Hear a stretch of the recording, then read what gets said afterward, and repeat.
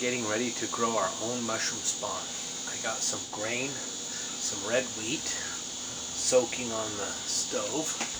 Let that soak for about 12 hours, and then I'll go ahead and boil it for 15 minutes on light boil, simmer it, and then it'll be ready to drain and then put in the jars. And to get the jar lids ready, I'm using mason jars.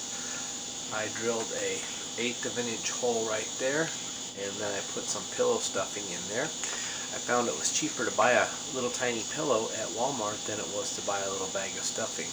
So I just bought a little pillow. And what you use for the 1/8 of an inch hole, you put this red RTV high temperature gasket maker silicone on there. And then you just shove some of the, that's a 1/8 of an inch hole, and then a 1/4 inch hole, and then you shove the stuffing through there, and that way the mycelium that it's growing has a little bit of oxygen exchange through there so it can actually breathe. And this port here is where we will inject our mycelium culture that I ordered, and it is going to be pink oysters. So I should get that in a couple days. So right now I'm going to start getting my grain ready. Here I got my wheat that I've been soaking for like 13 hours. I'm putting it on the burner, and I'm going to go ahead and heat it to a light boil and then simmer it for about 15 minutes.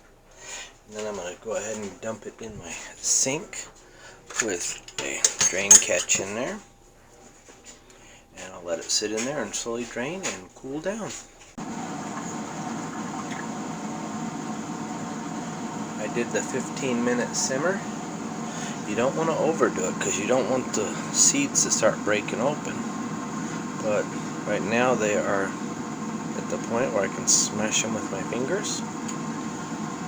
So now I need to let it sit for about 15, 20, 25 minutes and let them drain a little bit. And then I can go ahead and start putting it in the jars. Alright, the grain has been going. It's kind of dry on the outside, but still nice and soft on the inside. So, and my canner is saying it's time to fill the jars. So we'll go ahead and fill the jars, put my fancy lids on them. I had enough grain for 4 jars. This one's a little low, but as long as it's at least 2/3. So I will go ahead and then you go ahead and put aluminum foil down over them, just like that. And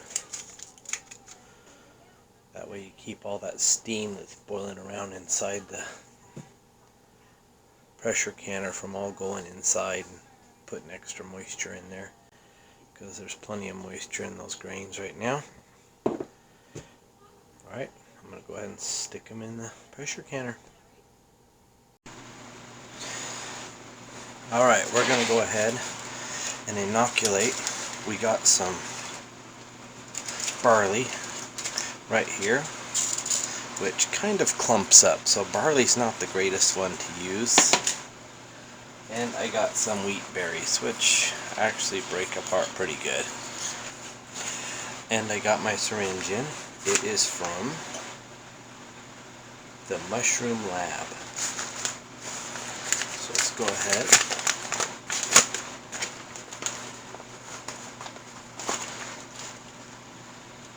There we go.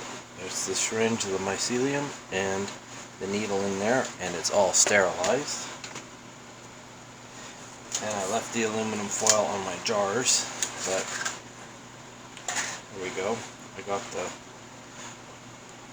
silicone over the 1/8 inch hole, and I got some pillow bedding in the 1/4 inch hole.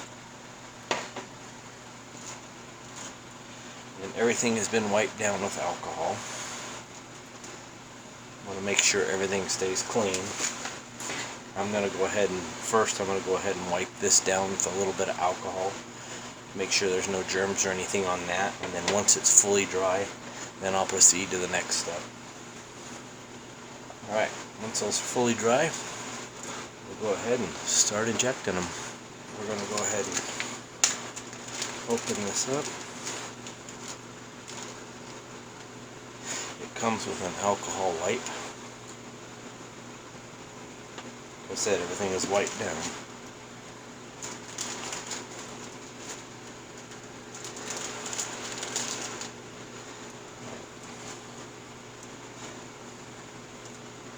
Open up the needle without touching it.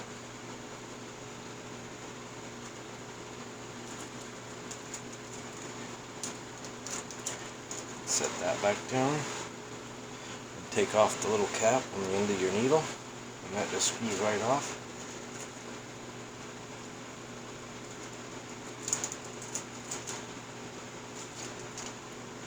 There we go. Let's take the cap off the needle.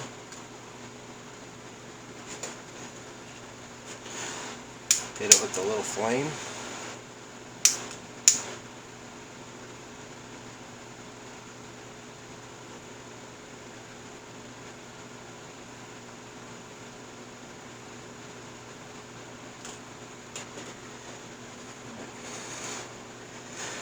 Give it a second to cool down.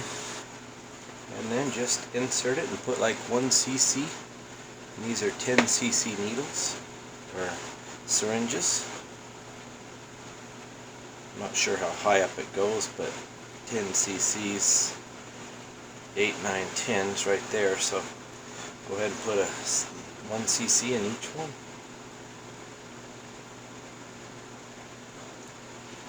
Insert it. Put it in there.